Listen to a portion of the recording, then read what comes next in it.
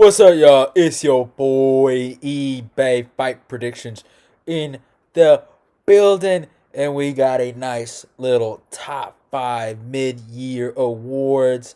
For today, we gotta go with the submission of the of the mid of 2021. That was pretty an awkward, saying right there. Just an awkward use of words, more or less. But yeah, man, we got some top five mid-year awards, man. Let's get juiced for it, man. I actually had really a lot of fun making this list right now. Last year I didn't have that much fun making the submissions of the year. I kind of had to rush through it, but this time I kind of looked back and I thought about some, and I actually came up, I feel like, with a really decent list. Maybe the order might be like something people might not like, but I actually think I like it right here. But let's get to it. At number five, and I know my boy SSG is gonna love this one. Brendan Allen versus Carl Roberson, the heel hook submission in the first round, man. This was really, really, really impressive from Brendan Allen. He did it over a really good opponent in Carl Roberson. I wouldn't call him something like top 15 or anything really. He has a lot of potential. He still has a lot of potential. Right now he's kind of like in that bust territory where he looks like somewhat of you know a guy with high hopes that isn't living up to his expectations of his potential. But it is what it is. I mean, really, really, really impressive submission from Brendan Allen. Brendan Allen has showed us throughout his whole entire career he's a good grappler. But he kind of strayed away from that when he joined Stanford MMA. He started working with Henry Hooft, right? And it seemed like he was becoming a striker. In his Sean Strickland fight, it was very, very evident that he wouldn't go for a takedown, and I don't know why he did that, but it is what it is. But against Carl Roberson, a guy that in Carl, who was a top 10 glory kickboxer, Brendan did the smart thing. Got the double unders, took him down, and submitted him real quick. So I mean, really, really good performance by Brendan. I mean, the kid, do I think he's gonna become a champion? I really don't know. Middleweight, honestly, man, anything can happen in this. In terms of like really bad divisions, obviously you got really good fighters, and as much as I've never been the biggest fan of Karate Kid Rob. You got Robert Whitaker, Adesanya, right? Obviously, I think Marvin Vettori is a really good fighter too, so I'm gonna put him on that list. But I mean, a lot of these guys aren't looking as good as they used to, and this division isn't looking that good anymore, man. I remember 3 years ago, like the division was just so stacked. Like I just remember it being stacked, and now it's just like nothingness, and it's just like I don't. Man, after Whitaker, I've lost. I will lose a lot of hope, and honestly, man, if you're a middleweight, you kind of should be happy. You might have a real chance to become, to get a title shot, and maybe Brendan Allen could do it. You never know, but it is what it is. But let's get to number four. I gotta go Randy Brown versus Alex Oliveira. Man, hit him with the one arm rear naked choke, which was really, really impressive. Obviously, the antics after was somewhat like weird, but it is what it is. This was, I think, all on the same night too. These last two submissions, but I mean, really, really good performance by Randy Brown. I was super excited for this fight. I was like, man, this is gonna be a banger.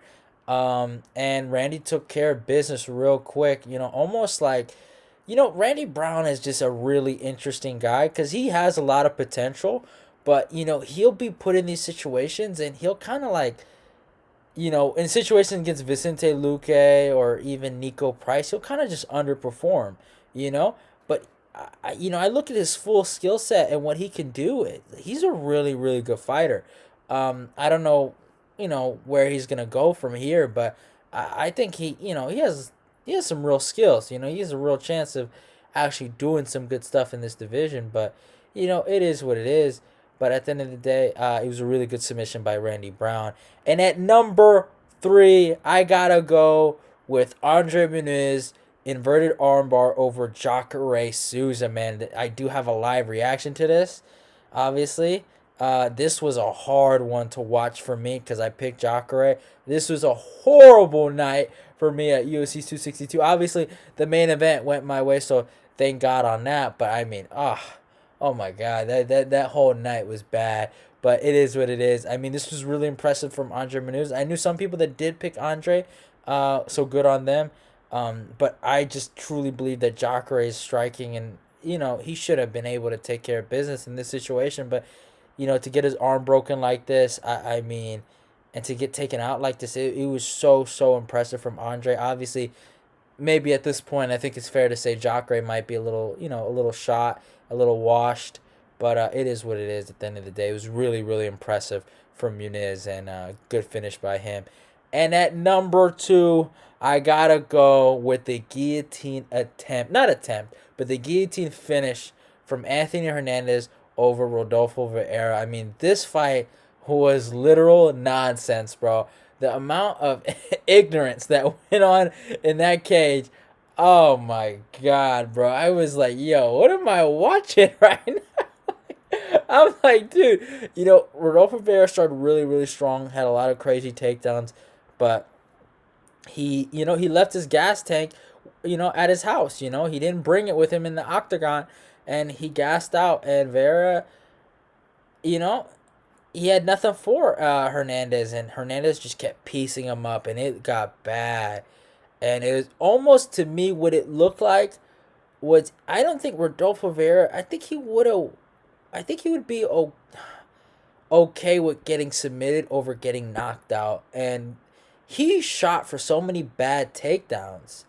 It almost felt like he wanted to get submitted. It was weird. Like, he was so gassed out. I was so shocked that Hernandez submitted him. I thought Hernandez would have finished him on the feet, and it was one of those situations where I think Vera, almost just wanted to get out of there. He felt like he just couldn't come back from it, and the momentum was gone, and I think he just wanted to, I'm not trying to be mean, but an easy way out. And Anthony made him quit. But it is what it is. I mean, it was really impressive from Hernandez. I mean, Vera's a legitimate BJJ specialist, and for Hernandez, a blue belt, right? In retrospect, to get this victory over him, obviously it's MMA. It's not no-gi jiu-jitsu or gi jiu-jitsu. So I think obviously Vera probably would win that. But I mean, good on Hernandez for for getting the dub. But it is what it is. I had to put him at number 2 just for the impact of it. And obviously, it might have not been the most flashy of submissions, like some of the other ones, like obviously the GOAT Brendan Allen from my boy SSG. But the impact of it, right? And it is what it is. Like you gotta appreciate that.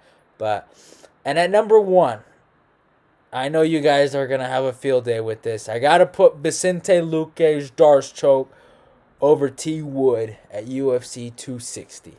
Now, I'm going to praise Luque here, but I will address some of the your little sneer comments, your little fucking jokes you're going to make, I already know. But I mean, this submission, the reason why I put it at number 1, I mean, the impact of it put Luque at top 5. It put Luque in title talks. It put Luque in discussions to potentially fight Kumar Usman one day. And I feel like, to me, obviously when you're talking about the number 1 submission, not only maybe mid-year or of the year, right? You got to look at 3 things. The technique, almost the awe of the move, and how special it is, right? And then the impact. And I feel like a Darce choke is always a cool move to look at. The technique was beautiful, the way he got it on him, and the fact that Tyron Woodley's last win was via Darce choke, right? Which is insane over Darren Till. You gotta appreciate. I mean, what Luque did here, and obviously it put him in a really good spot.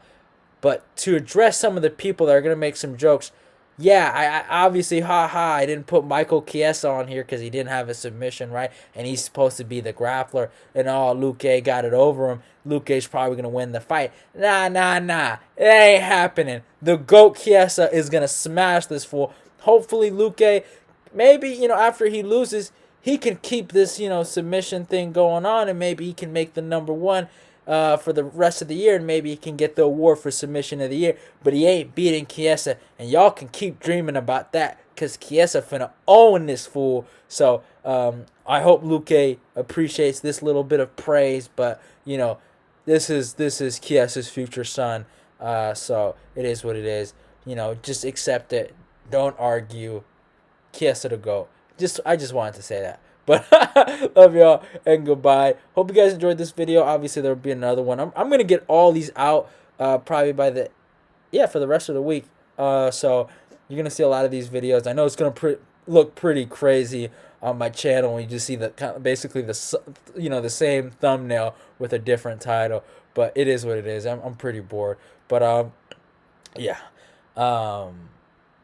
What else am I gonna say? Oh yeah. Follow me on social media on my Instagram and my Twitter. All those links will be down below in the description box. You guys can click on that. If you're new, like, comment, subscribe. Share the video. Go click the notification button. Let's get this eBay Fight Prediction Nation growing. Love y'all and goodbye.